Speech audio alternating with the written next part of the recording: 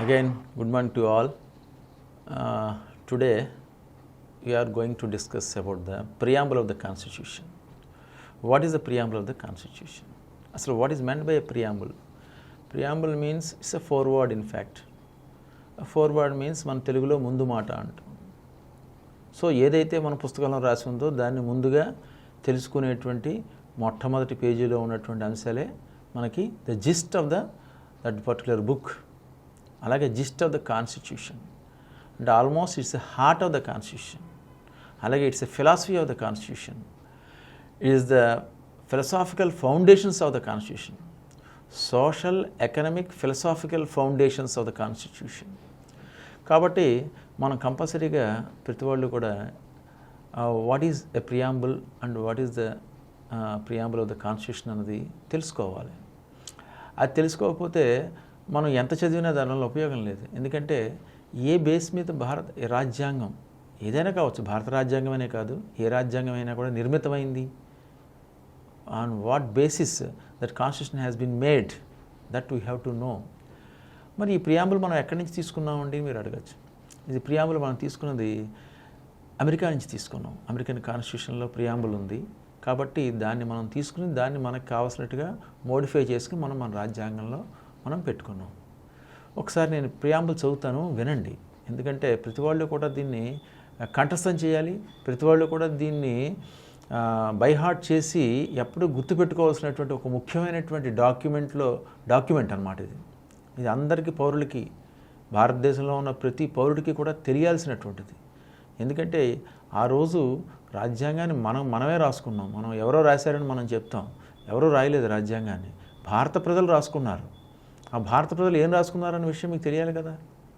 So దాని గురించి మనం ప్రియాంబుల్ ఆఫ్ ద కాన్స్టిట్యూషన్ గురించి మనం చెప్పుకున్నప్పుడు ఇక్కడ we the people of India having solemnly resolved to constitute India into a sovereign, socialist, secular, democratic republic and to secure to all its citizens justice, social, economic, political, liberty of thought, expression, belief, faith and worship, equality of status and of opportunity, and to promote among them all fraternity, assuring the dignity of the individual and the unity and integrity of the nation. In our Constituent Assembly, this 26th day of November 1949, do hereby adopt, enact and give to ourselves this Constitution. చూసారా, మొత్తం అంతా కూడా భారత రాజ్యాంగంలో ఉన్నటువంటి ముఖ్యమైనటువంటి అంశాలన్నింటినీ కూడా మనం ఇక్కడ చెప్పడం జరిగింది. చూడండి, we the people of India అంటే భారత ప్రజలమైన మేము భారత రాజ్యాంగాన్ని ఎలా రాసుకున్నాం, మనకు మనమే సమర్పించుకున్నామని చెప్పండి. వీ అన్నాడు అనమాట. We the people of India అంటే భారత ప్రజలమైన మేము అని మనం చెప్పుకోవడానికి. ఎందుకంటే ఏదో కాన్స్టిట్యూషన్ అసెంబ్లీ ఒక 298 మంది కూర్చుని రాసేసారు, దాన్ని ఏమో మన వాళ్ళు ఎవరో రాశారు, ఎవరో దాన్ని అడాప్ట్ చేసుకున్నారు, దాన్ని ఎవరో అమలు చేస్తున్నారు అన్నది కాకుండా మనకు మనమే మన రాజ్యాంగాన్ని రాసుకుని మనకు మనమే సమర్పించుకుంటున్నాం అనమాట. ఇది అంత ముఖ్యమైనటువంటి ఒక డాక్యుమెంట్ అనమాట ఇది. So we the people of India having solemnly resolved to constitute India into a sovereign అన్నాడు. సర్వసత్తాక అంటే sovereignty అన్నది ఇంటర్నల్గా we are sovereign to take any decisions and external also we are sovereign. ఎందుకంటే with any country we can take what kind of relationship we have to develop or we have to stop, we have to approach and we have to go. So like that సర్వసత్తాక అంటే ఇంటర్నల్గా సావరాన్ని ఉంది, ఎక్స్టర్నల్గా sovereign అనమాట. అంటే సార్వభౌమాధికారం, internal సార్వభౌమాధికారం, అంతర్గత సార్వభౌమాధికారం, అలాగే ఈ external బయట సార్వభౌమాధికారం. అంటే ఎనీ డెసిషన్స్ మనం తీసుకోగలం ఇతర దేశాలతో, మనం ఒక దానికి కట్టుబడి మన దేశానికి ఏదైతే అవసరం ఉందో దాన్ని తీసుకుంటాం. అందుకని సర్వసత్తాక అన్న పదం వాడారు. నెక్స్ట్ సోషలిస్ట్ అన్నారు. ఈ సోషలిస్ట్ అన్న పదం భారత రాజ్యాంగంలో ముందు లేదు. ఇప్పుడు నేనేం చేస్తాను, I do hereby adopt, enact and give ourselves to this constitution on 26th day of November 1949లో లేదు. ఇది సోషలిస్ట్ అనేది తర్వాత వచ్చింది, అది 42nd అమెండ్మెంట్ యాక్ట్లో దాన్ని పొందుపరచడం జరిగింది. అలాగే సెక్యులర్, ఈ రెండు పదాలు కూడా సావరన్ సెక్యులర్ అనే రెండు పదాలు కూడా అప్పుడే పొందుపరిచారు, అంటే లౌకికవాదం అన్నమాట. నెక్స్ట్ సావరిన్, సోషలిస్ట్, సెక్యులర్ పక్కన పెడితే డెమోక్రటిక్. భారతదేశం డెమోక్రటిక్ కంట్రీ అన్నమాట. డెమోక్రటిక్ కంట్రీ అంటే the people elects their own representatives and those representatives will govern the people అన్నమాట again. So of the people, by the people, for the people. ప్రజల కొరకు, ప్రజల చేత, ప్రజల వలన ఏర్పడినటువంటి ప్రజాప్రభుత్వం కాబట్టే మనం డెమోక్రటిక్ అని వాడుతున్నాం. అసలు డెమోక్రటిక్ అంటే మీరు అనుకోవచ్చు ఇదంతా కూడా ఏదో వెస్టర్న్ ఓరియంటేషన్ కదండి, వెస్టర్న్ సిస్టమ్ ఆఫ్ ఎడ్యుకేషన్ కదండి, డెమోక్రసీ అక్కడి నుంచి వచ్చింది కదండి. కాదు. భారతదేశంలో ఎప్పుడో ఏన్షియంట్ టైమ్స్ నుంచి కూడా సభా సమితి అని ఉండేవి. ఈ సభా సమితి అంటే ఏంటంటే అక్కడే మనకి ఈ సభలోనూ సమితుల్లోనూ ఈ ప్రజా నిర్ణయాలు తీసుకునేవారు అనమాట. అందుకనే మనకి 16 జనపదాస్ అంటారు. జనపద అంటే అది ఒక ప్రభుత్వ వ్యవస్థ, అది కూడా ప్రజల నుంచి ఏర్పడిన వ్యవస్థ. అంటే రాజులు కూడా ఒకప్పుడు ప్రజలతో ఎన్నుకోబడేవారు. ప్రజలు ఎవరికి కావాలో వాళ్ళు రాజులుగా ఉండేవారు తప్ప ఏదో క్షేత్రం ఉంది కదా అని చెప్పి జయించేసి వాడు రాజు కింద భారతదేశంలో ఉన్నట్టుగా మనకి ఎప్పుడు మన తర్వాత వచ్చే తప్ప ముందు మాత్రం సందునే 16 జనపదాస్ అని చెప్పారు. అంగ, వంగ, కళింగ, ఆంధ్ర ఇలాగ మొత్తం 16. ఇదంతా చరిత్రలో మనకి కూలంకషంగా తెలుస్తుంది. దాన్ని మనం అధ్యయనం చేసినప్పుడు మనం అక్కడికి వెళ్దాం. కాబట్టి భారతదేశం it's the mother of all democracies. రీసెంట్గా కూడా ఒక బుక్ ఎన్బిటి వాళ్ళు, నేషనల్ బుక్ ట్రస్ట్ వాళ్ళు, అలాగే మినిస్ట్రీ ఆఫ్ కల్చర్ వాళ్ళు కూడా పబ్లిష్ చేశారు. Mother of all democracies is India, Bharat. So Bharat is the mother of all democracies. అందుకని డెమోక్రటిక్ సిస్టమ్ ఈనాటిదేం కాదు భారతదేశంలో. ఇది మనకి ఎక్కడ గ్రీస్ నుంచి రాలేదు, అలాగే దాని ఏమంటారు వెస్టర్న్ యూరోప్ నుంచి రాలేదు, మనకి పాశ్చాత్య దేశాల నుంచి వచ్చినటువంటిది ఏం కాదు ఇది. సో భారతదేశంలో ఎప్పటి నుంచో ఉంది రిపబ్లిక్. రిపబ్లిక్ అంటే ఏంటి? రాజు ఉండడు, రాచరికం ఉండదు, కానీ అక్కడ ఆ దేశ అధ్యక్షుడిని కానీ ఆ రాజుని కానీ ఎవరు ఎన్నుకుంటారు? ప్రజలు ఎన్నుకుంటారు. సో ఇటువంటి రిపబ్లిక్స్ భారతదేశంలో లిటిల్ రిపబ్లిక్స్ ఎప్పుడో ఉన్నాయి. కాబట్టి ఇదంతా కూడా ఈనాడు మనం 1949లో భారత రాజ్యాంగం రాసుకునే అవకాశం వచ్చినట్టు కాదు. ఈ మూడు కూడా సర్వసత్తాకం, అలాగే డెమోక్రటిక్ ప్రజాస్వామ్యం, అలాగే రిపబ్లిక్ గణతంత్రం. సో ఈ మూడు కూడా భారతదేశంలో ఇది మొట్టమొదటి భారత రాజ్యాంగంలో పొందుపరచబడినటువంటి ఈ మూడు అంశాలు అన్నమాట. తర్వాత మనకి సోషలిజం అండ్ సెక్యులరిజం. సోషలిజం అనేది పదం ఎందుకు వచ్చింది, ఎలా ప్రవేశపెట్టారంటే భారతదేశంలో చాలా పేద దేశంగా ఉండేది ఒకప్పుడు. మూడో ప్రపంచ యుద్ధం అయిపోయిన తర్వాత మనం ఆంగ్లేయులు అలాగే యూరోపియన్స్ భారతదేశంలో ఉన్నటువంటి సంపదని పూర్తిగా తీసుకెళ్ళిపోవడంతో అప్పుడప్పుడే మనకి బడ్డింగ్ స్టేజ్లో ఉన్నాం. కాబట్టి మనకు కావాల్సింది ఏంటి? నెహ్రూ గారు ఏం చేశారంటే పబ్లిక్ అండ్ ప్రైవేట్ వ్యవస్థ రెండు కాంబినేషన్తో, అంటే ఒక్క పబ్లిక్ ప్రైవేట్ వ్యవస్థే భారతదేశానికి సరిపోదు, అలాగే ఒక్క పబ్లిక్ వ్యవస్థే మనకు సరిపోదు, అందులో మిక్స్డ్ ఎకానమీ అన్నారు, పబ్లిక్ అండ్ ప్రైవేట్.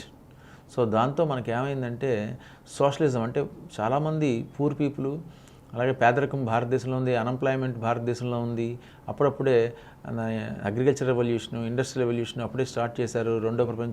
రెండవ పంచవర్ష ప్రణాళిక, మొదటి పంచవర్ష ప్రణాళిక, ఈ ప్రణాళికలు అప్పుడే ప్రారంభించడంతో భారతదేశానికి సోషలిస్ట్ ఓరియంటేషన్, అంటే ఒక పక్కన కమ్యూనిజం ఉంది ఎక్కడ మన రష్యాలో, అలాగే చైనాలో, కానీ communistic orientation is completely different. అంతా కూడా స్టేట్ ఓన్డ్ మెకానిజం రన్ అవుతుంది అక్కడ. కానీ సోషలిజం అంటే ఏంటంటే ఒక్క స్టేట్ అన్నింటిలో తీసుకోవద్దు, దానికి ఎసెన్షియల్ థింగ్స్ అంటే ప్రజలకు కావాల్సిన కొన్ని అంశాలను మాత్రమే చూస్తూ వాళ్ళ యొక్క బాగోగులు చూడడానికి, అలాగే ఫుడ్, షెల్టర్, క్లోతింగ్ అంటే basic needs to the poor people. So అది సోషలిస్టిక్ ఎకానమీ, సోషలిస్టిక్ ఓరియంటేషను మన నెహ్రూ గారు చాలా ఇంప్రెస్ అయి తీసుకొచ్చినటువంటి ఒక వ్యవస్థ అనమాట. ఇక్కడ ప్రైవేటు ఉంటుంది, పబ్లిక్ ఉంటుంది. సో ఈ విధంగా మనకి ఈ సోషలిస్ట్ అండ్ సెక్యులర్, భారతదేశం ఈనాటిది కాదు, ఎప్పటి నుంచో మనం వేరే సెక్యులర్ పీపుల్. ఈరోజు ఏదో లౌకికవాదం భారతదేశంలో ఉందని అనుకోకూడదు, ఎందుకంటే కానీ వెస్ట్ అంటే యూరోపియన్లో ఉండేటువంటి సెక్యులర్ సిస్టమ్ ఈజ్ డిఫరెంట్, భారతదేశంలో ఉన్న సెక్యులర్ సిస్టమ్ ఈజ్ డిఫరెంట్. ఎందుకంటే 700-800 సంవత్సరాల 800 AD 900 AD నుంచి కూడా భారతదేశానికి ముస్లింల దండయాత్రలు ప్రారంభమయ్యాయి, వాళ్ళు భారతదేశంలోకి వచ్చారు. తర్వాత ఢిల్లీ సుల్తాన్లని, తర్వాత మొఘల్స్, ఇలాగా తర్వాత ఆంగ్లేయులు, ఫస్ట్ ఏమో పోర్చుగీస్ వారు, డచ్ వారు, ఫ్రెంచ్ వారు, ఆంగ్లేయులు, ఇలాగ భారతదేశమే దండెత్తారు. అన్ని మతాలని కూడా భారతదేశం ఎప్పుడూ కూడా రిజెక్ట్ చేయలేదు, దాంట్లో కలిపేసుకుంటూనే ఎదరికి వెళ్ళింది అనమాట. అందుకని ఈ లౌకిక తత్వం అన్నది భారతదేశంలో ఎప్పటి నుంచో కూడా మనకి ఇంకా గుడ్ ఓల్డెన్ డేస్కి వెళ్ళిపోతే భారత హిందూ మతం నుంచి మనకి ఒక జైనిజము, అలాగే ఒక బుద్ధిజం కూడా వచ్చాయి. ఆ మతాలు కూడా భారతదేశ సనాతన ధార్మిక్ సిస్టంలో కలిసిపోతూ ఆఖరికి హిందూ మతము it's continuing as a flow అనమాట. అందుకనే ఈ లౌకిక తత్వం అనేది భారతదేశానికి అంతర్లీనంగా అంతర్గతంగా ఉండడం జరిగిందనమాట. కానీ ఇది ఎందుకు చేర్చారు అంటే అప్పుడు ఉన్నటువంటి పరిస్థితులకు అనుగుణంగా ఇందిరాగాంధీ గారు ఆ టైంలో కొంత పరిణామాలు, అంటే ఈ బంగ్లాదేశ్ పాకిస్తాన్ నుంచి విడిపోవడం, ఈస్ట్ పాకిస్తాన్ విడిపోయి బంగ్లాదేశ్ కింద ఏర్పడడం, ఇటువంటి అంశాలన్నీ కూడా అప్పుడు ఉన్నటువంటి సామాజిక సంఘటనల అనుగుణంగా దాన్ని ఈ సెక్యులర్ అనే పదాన్ని కూడా చేర్చారనమాట. ఎందుకంటే భారత రాజ్యాంగంలో మనకి ఫండమెంటల్ రైట్స్లోనే మనకి రిలీజియస్ ఉంది, religious right is also there. కానీ అయినా సరే ఇక్కడ చేర్చారంటే కారణం ఏంటంటే అప్పుడున్నటువంటి పరిస్థితులకు అనుగుణంగా దాన్ని చేర్చడం జరిగిందనమాట. కానీ ఇది మొట్టమొదటి భారత రాజ్యాంగాన్ని మనం 26 నవంబర్ 1949లో అడాప్ట్ చేసుకున్నప్పుడు లేదనమాట.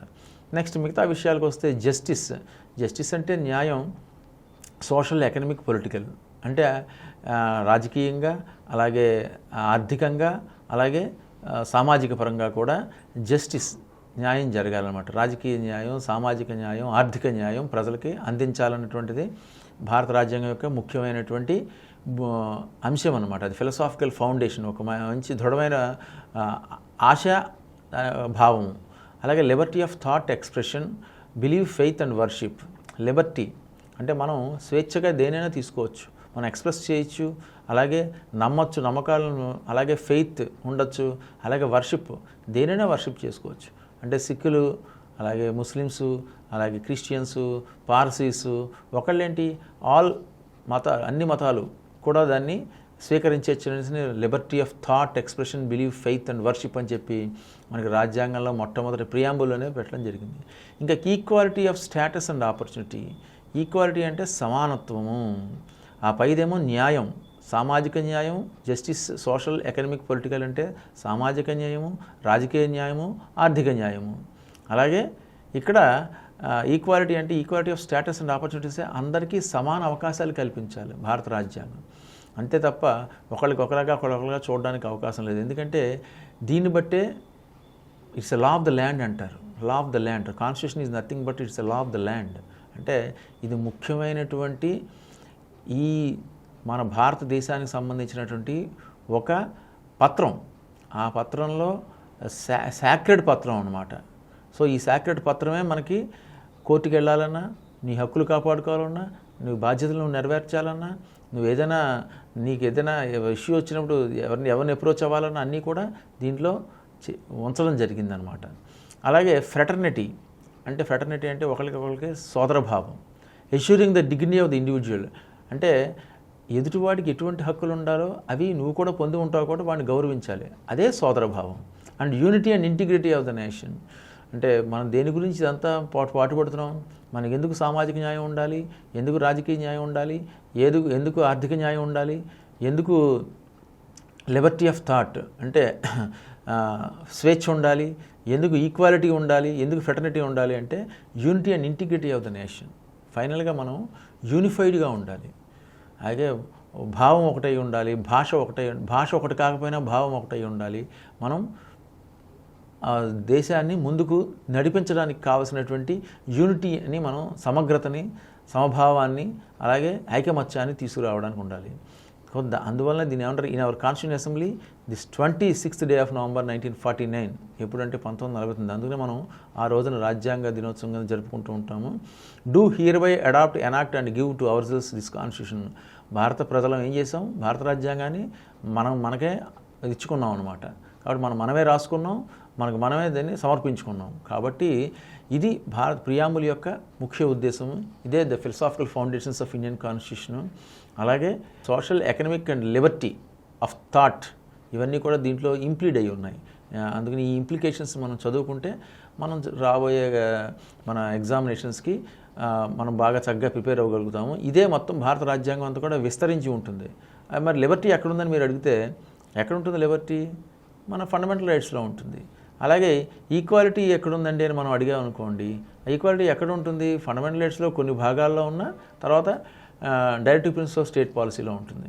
అలాగా జస్టిస్ ఎక్కడుంది? జస్టిస్ ఎక్కడ ఉంటుంది? మన యొక్క సుప్రీంకోర్టు డిస్కస్ చేసేటప్పుడు ఆ జస్టిస్ మనకి కనబడుతుంది అనమాట.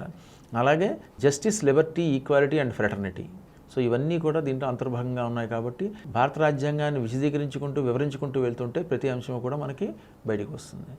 కాబట్టి ఈ ప్రియాంబుల్ మీరందరూ కూడా బైహార్ట్ చేయాలి, కంఠస్థపట్టాలి. తెలుగులో కానీ ఇంగ్లీష్లో కానీ పెడితే అప్పుడు మనం పోటీ పరీక్షలకి సన్నద్ధమైనట్టుగా ఉంటుందన్నమాట. ధన్యవాదాలు.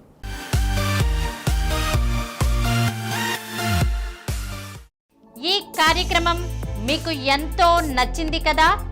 ఇటువంటి మరిన్ని వీడియోల కోసం అనతి కాలంలోనే 20 కోట్ల వ్యూస్ సాధించిన డాక్టర్ సమరం మల్టీ ఛానల్ నెట్వర్క్ సమర్పించు గోరా భవిత ఛానల్కు సబ్స్క్రైబ్ చేయండి, లైక్ చేయండి, మీ ఫ్రెండ్స్కి షేర్ చేయండి.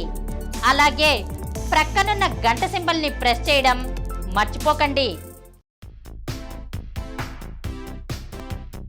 Please download Samaram Multi-Channel app and watch your favorite channels from your mobile. App available on Google Play Store and subscribe to the channels.